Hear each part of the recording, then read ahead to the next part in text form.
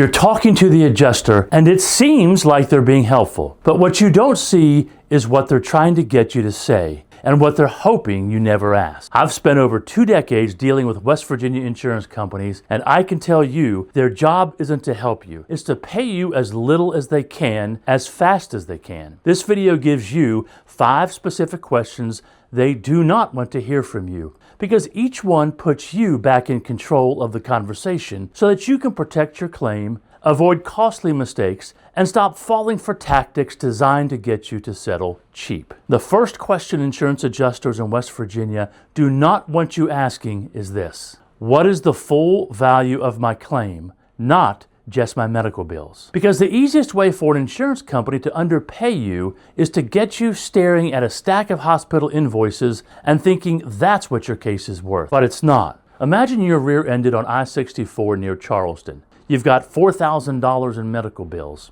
Sure, but you also missed work, you can't lift your kids, you're losing sleep, and you're in pain every day, and you may need more care down the road. That's not just extra. That's the real impact. So when they start with, we'll cover your hospital stay, your answer is calm and direct. What is the full value of my claim, including lost income, pain, and long-term effects? If they dodge that question, that tells you a lot. And once you start talking about full value, they usually pivot to the next tactic: blame. Question number 2 is one that catches adjusters off guard, and it's this: how did you decide who was at fault? And what evidence are you relying on to make that determination? This matters because West Virginia uses a modified comparative fault system. Translation: if they can push even part of the blame onto you, they can reduce what they pay to you. And if they push it far enough, you can get barred from recovering it all. So adjusters look for every angle. They'll say things like, you should have seen it,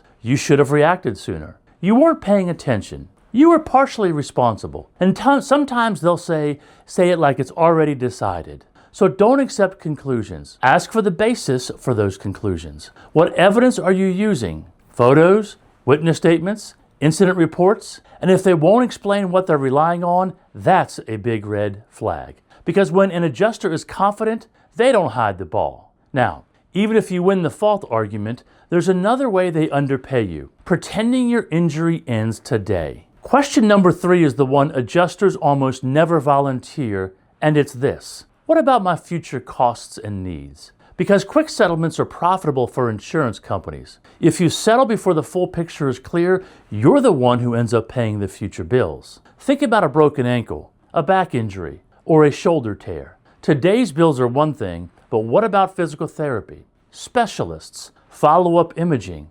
injections, a surgery your doctor says may be likely, time missed from work later on, a change in what you can do for a living? So what you must ask is this: how are you including my future medical needs and future losses in your settlement offer? If they can't or won't answer that clearly, that means the insurance company is not willing to pay you anything for your future costs and needs. They are hoping you will settle quickly, and that leads straight into the most dangerous part of the whole conversation: the release. Question number 4 is the one that can cost you the most. If I settle, what am I really giving up? Because once you sign a settlement release, the case is usually over, even if you discover later that your injury is worse, even if you need treatment you didn't expect, even if you realize another party may be responsible. Adjusters won't frame it like that. They'll frame it like, we're just wrapping this up. So slow it down and ask, does this release cover all claims, including unknown future problems?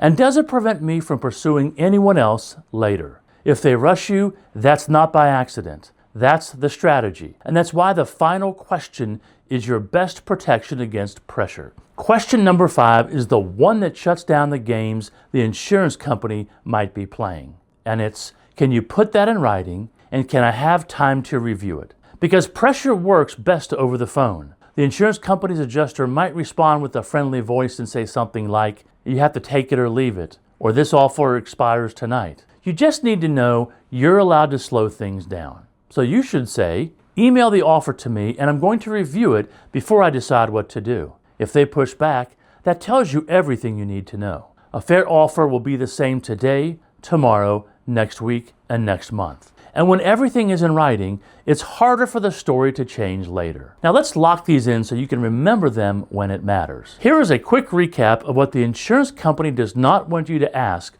when negotiating a settlement of your case. What is the full value of my claim beyond medical bills? How did you decide fault, and what evidence are you using to justify your decision? How are you accounting for future medical needs and future losses? If I settle now, what rights and future claims am I giving up? Can you have the offer in writing and give me time to review it?